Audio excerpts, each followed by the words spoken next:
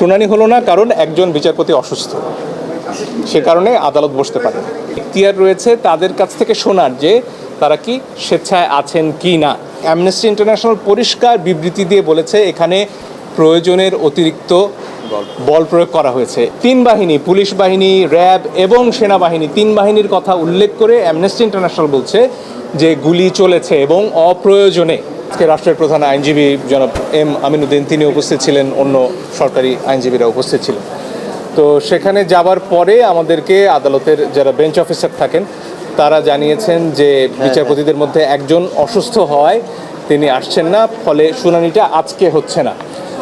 এটা আগামীকালকেও হতে পারে। আমরা দেখব যে আসলে আগামীকালকে এই বেঞ্চটা কার্যক্রম অব্যাহত থাকে কিনা। যদি থাকে তাহলে কালকে শুনানি হবে।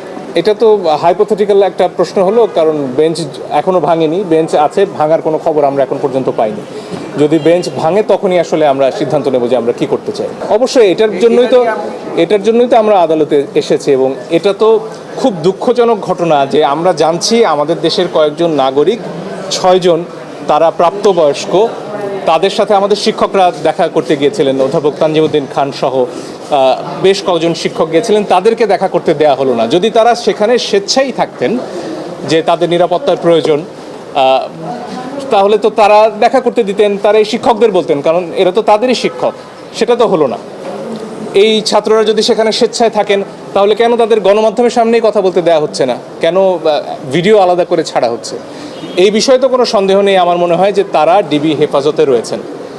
সরকারের তরফ থেকে কালকে 3 জন অতিরিক্ত অ্যাটর্নি জেনারেল যে কথাটা বলেছেন যে তারা নিরাপত্তার অভাব বোধ করায় তারা সেখানে আছেন, এই তো তাদের কথা। তো আমাদের পরিষ্কার প্রশ্ন যে আদালতের এখতিয়ার রয়েছে তাদের কাছ থেকে শোনার যে তারা কি স্বেচ্ছায় আছেন কি না, এবং আদালত যদি শুনতে নাও পারেন, সরকারের কাছে নিশ্চয়ই এই খবরটা গেছে এখন পর্যন্ত, তো তারা গণমাধ্যমের সামনে এদেরকে কথা বলতে দিন। গণমাধ্যমে এসে তারা বলুন যে তারা স্বেচ্ছায় আছেন, এবং গণমাধ্যম দেখুক যে তাদের সামনে অস্ত্র নেই, তারা কোনো রকম চাপে নেই। এবং তারা যদি স্বেচ্ছায় থাকেন, আমি জানি না আরও যারা আমরা ক্ষেত্র বিশেষে নিরাপত্তার অভাব বোধ করি কিনা, আমাদেরও এই সুযোগ আছে কিনা যে আমরা সবাই গিয়ে সেখানে ডিবি হেফাজতে নিরাপদ বোধ করব। এই ধরনের কোনো আইন আছে কিনা, যদি না থাকে তাহলে কি বিচারে আসলে ডিবি কার্যালয়ে, গোয়েন্দা বিভাগ যাদের কাজ মামলার তদন্ত করা, সেখানে একজন মানুষ নিরাপত্তার জন্য যাবেন, কেন নিকটস্থ থানায় নয়? সেই প্রশ্নগুলো স্বাভাবিকভাবে সামনে আসে। এটা আমার জায়গা থেকে বলা কঠিন, কিন্তু আমি যতদূর দেখেছি এর আগে কিন্তু বিশেষ করে ইলেকট্রনিক মিডিয়াতে এই যে 200 মানুষ মারা গেছেন, কিংবা সরকারি হিসেবে সেটা 150, আজকে অ্যামনেস্টি ইন্টারন্যাশনাল পরিষ্কার বিবৃতি দিয়ে বলেছে এখানে প্রয়োজনের অতিরিক্ত বল প্রয়োগ করা হয়েছে। এখানে AK-47 যে রাইফেল, আপনারা কালাশনিকভ নামে যেটাকে অনেকে চেনেন, সেই রাইফেল যেটা যুদ্ধাস্ত্র, সেটার ব্যবহারের কথা অ্যামনেস্টি ইন্টারন্যাশনাল বলছে। গুলি করা হয়েছে 3 বাহিনী, পুলিশ বাহিনী, র্যাব এবং সেনাবাহিনী, 3 বাহিনীর কথা উল্লেখ করে অ্যামনেস্টি ইন্টারন্যাশনাল বলছে যে গুলি চলেছে এবং অপ্রয়োজনে সাধারণ নাগরিকদের ওপর গুলি চলেছে। এবং এটার ব্যাপারে কঠিন ভাষায় অ্যামনেস্টি বলেছে জাতিসংঘের মহাসচিব এ ব্যাপারে তার যে আশঙ্কা সেটার কথা জানিয়েছেন একটি বিবৃতিতে। ফলে আমরা যে কথাগুলো আসলে আদালতে বলেছি এটা আন্তর্জাতিক অঙ্গনেও ধ্বনিত প্রতিধ্বনিত হচ্ছে, ফলে এটা নতুন কোনো কথা নয়। এবং তার প্রভাব আসলে আমাদের যে বাহিনীগুলো রয়েছে তাদের মধ্যে পড়েছে কিনা সেটা আমার পক্ষে বলা সম্ভব নয়, কিন্তু এতটুকু জানি যারা মারা গেছে তারা কোনো নির্দিষ্ট দলের কারো সন্তান নয়। বুলেট যখন একটি বাসায় এসে মা তার সন্তানকে ঘুম পাড়িয়ে বারান্দায় এসেছেন, তাকে হত্যা করেছে একটি বুলেট, সে বুলেট জিজ্ঞেস করেনি আপনি কোন দল করেন। এবং আমার মনে হয় আমাদের বিভিন্ন বাহিনী, সেনাবাহিনী, পুলিশ বাহিনী, র্যাব, বিজিবি, তাদের সন্তানরা তো বাংলাদেশে রয়েছেন।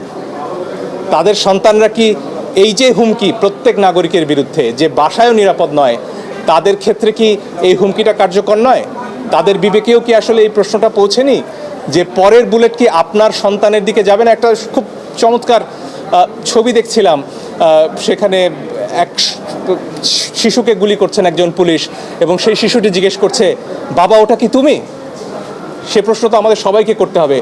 আমাদের কল্পনা চাকমার একটি উক্তি ঘুরে বেড়াচ্ছে, সেখানে বলা হচ্ছিল যে পাহাড়ে যে অত্যাচার করা হয় পরীক্ষামূলকভাবে, একসময় সেই নিপীড়ন নেমে আসে সমতলে। আমরা আর কতদিন অপেক্ষা করব যে আমার ঘরে গুলি আসা পর্যন্ত আমি চুপ থাকব? কারণ গুলি তো আমার পাশের বাড়িতে লেগেছে, আমার বাড়িতে লাগেনি। বোধহয় প্রশ্নটা সেখানে। এই ব্যাপারে একটা কথা দ্ব্যর্থহীনভাবে বলতে চাই, আমি কোনো সময় কোনো রাজনৈতিক দলের সাথে জড়িত ছিলাম না।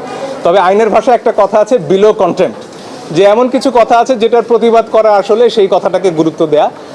এটার ব্যাপারে একটা খুব সুন্দর, যেটাকে মিম বলা হয়, ভেসে বেড়াচ্ছে, যে একজন বলছেন হার্ভার্ড বিশ্ববিদ্যালয়ে আমি মার্ক জাকারবার্গের সহপাঠী ছিলাম এবং তিনি ছাত্র শিবিরের একজন পদাধিকারী ছিলেন এবং তার মোটিভেশনাল স্পিচ শুনে এতজন সনাতন ধর্মাবলম্বী ধর্মান্তর করেছিলেন।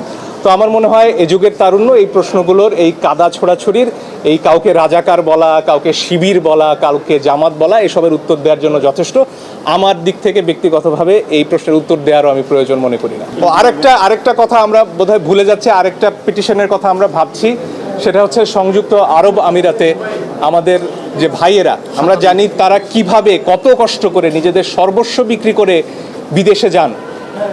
তারা সেখানে জানতেন যে আইন আছে, প্রতিবাদ করলে যাবজ্জীবন কারাদণ্ড হতে পারে, তারপরও তারা মাঠে নেমেছেন, তারা কারাবরণ করেছেন। তাদের এই সাহসের প্রতি আমাদের সর্বোচ্চ শ্রদ্ধার কথা যেমন জানাতে চাই, একই সাথে তাদের মুক্তির ব্যাপারে, তাদের ভালো থাকার ব্যাপারে সরকারের যে চূড়ান্ত নীরবতা, সেটার ব্যাপারেও নিন্দা জানাই। এবং এই ব্যাপারে আমাদের চিন্তা আছে কয়েকজনের, যে আমরা আরেকটি পিটিশন দায়ের করব যাতে সরকার তাদের মুক্তির জন্য আশু পদক্ষেপ নেয়।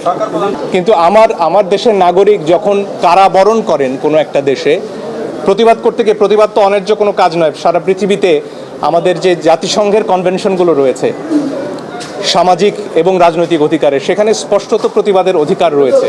এবং কোনো একটি দেশে যদি সে দেশের আইনেও একটা মানুষকে সাজা দেওয়া হয়, সেখানেও আমার সরকারের জাতিসংঘে কথা বলার অধিকার রয়েছে যে আমার এই নাগরিকদের অন্যায়ভাবে এবং আন্তর্জাতিক আইনের লঙ্ঘন করে আটকে রাখা হচ্ছে। সেই পদক্ষেপকে আমরা দেখেছি। শুধু সে দেশের আইন বড় কঠিন, তাদের জন্য আমার কিছু করার নেই, বাবা আগেই সাবধান করেছিলাম, চুপ করে যাও, কেন চুপ করলে না? এই কি কোনো যৌক্তিক কথা হতে পারে? সে প্রশ্ন আপনাদের কাছে রইল।